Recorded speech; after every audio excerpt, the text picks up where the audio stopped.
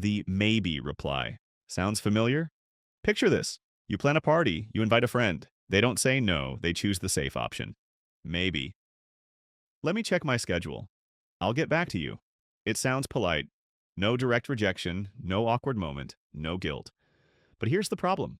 That vagueness doesn't protect your feelings. It pushes the pressure onto you. Now you're stuck. Do you wait or move on?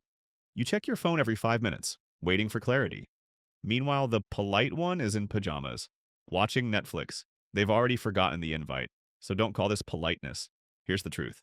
Maybe is comfort for you and anxiety for everyone else. Overexplaining. You ask a simple question. They give you a seminar. Not put the bread in the toaster. A full breakdown. History of sliced bread? A fun fact nobody asked for. It sounds polite. It's not. Because what they're really saying is, I don't trust that you already know this. They explain things like they're talking to a goldfish with amnesia. They slow everything down. That calm, patient tone. The one that makes you feel like a child who might mess this up. Like you're already failing. And when you say, yeah, I know, they respond with, I just want to make sure we're on the same page. You already were. Until they kept explaining past that point. Over-explaining isn't really about making things clear. It's about insecurity. They're scared of being misunderstood. So they talk more and more until politeness turns into condescension. Fact. Real respect isn't explaining everything. It's knowing when the explanation is unnecessary. Finishing someone's sentence. We all have a friend like this, or let's be honest, sometimes we are that friend. You're excited, telling a story, a trip, an idea, and you're just about to hit the good part. Then they jump in. They finish your sentence like they just hit skip ad on YouTube. We do it because we're excited. We want to say, I get you, we're on the same wavelength. But here's what it actually feels like. It's not connection. It's like you're driving, and the passenger suddenly grabs the steering wheel because they think they know a shortcut. You're no longer leading your own story. You're just watching it happen. Here's the truth. Being understood is not the same as being heard. When you cut in to finish someone's sentence, you're quietly sending a message. The ending matters. How you get there doesn't. You take away their sense of control, and the moment someone feels that loss in a conversation, the connection drops instantly. Respect isn't proving you're smart enough to predict what someone means. Respect is having the patience to let them get there on their own. Let me know if you need anything. The laziest way to sound kind. It sounds generous, but in reality, you've just handed an exhausted person another task. Now they have to figure out what they need. Decide if it's too much to ask, and work up the nerve to ask it all. Meanwhile, science is clear. When the brain is overwhelmed, decision-making is the first thing to shut down. So don't call this support. It's a project you've made them manage. Most people stay silent, not because they're fine, but because asking feels heavier than struggling alone. Real help is never an open-ended question. It's a concrete action. Don't say, let me know. Say, I'm bringing food. The uninvited life coach. You didn't ask for advice. You didn't even hint that you needed advice. But somehow the other person still finds a way to give it to you. It usually starts small. An innocent question, a thoughtful nod, and then the sentence that sets off every internal alarm. I mean, if it were me, I would... And just like that, you're no longer living your own life.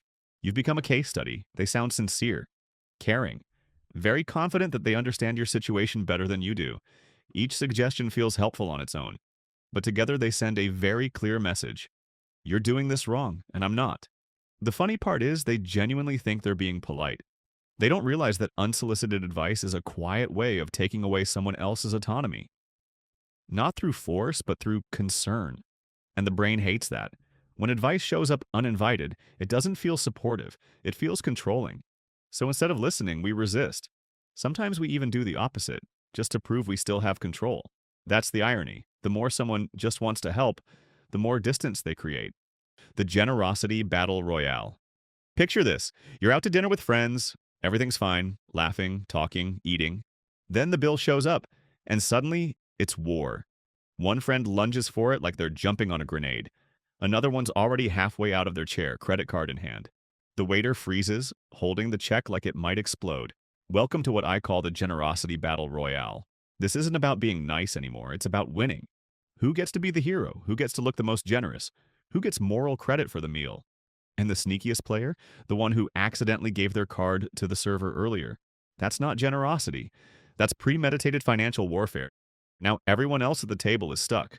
Awkward, silent, pretending this isn't deeply uncomfortable. all over a piece of paper no one actually wanted to fight over. And deep down, everyone is thinking the same thing. I wish we could just split the bill like normal people. Because real generosity isn't performative. It doesn't need an audience. And it definitely doesn't turn dinner into a power struggle disguised as politeness. Over apologizing. You know these people. They apologize for everything. They bump into a wall. Sorry. They apologize for apologizing too much. And here's the thing. Everyone secretly hates this. When you apologize for every tiny thing, you create inflation for the word sorry. The more you use it, the less it's worth. So when chronic apologizers actually mess up, their apology carries about as much weight as a feather in a hurricane.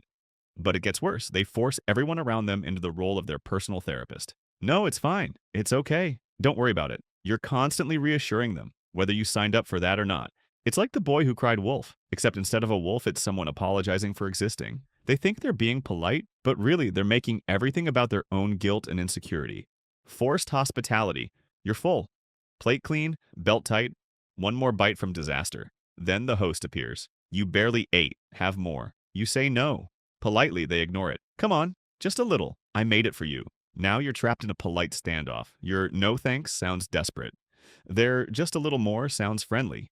But it's not. This isn't generosity anymore. It's a power test. What started as kindness turns into a quiet battle of wills, where your stomach capacity becomes the measure of gratitude. And suddenly saying no feels ruder than hurting yourself to say yes. Which of these 8 hit a little too close to home and gave you that instant chill of recognition? Please subscribe, drop a comment, and let me know. And if you realize your best friend is guilty of this kind of politeness, send them this video. Think of it as a subtle warning.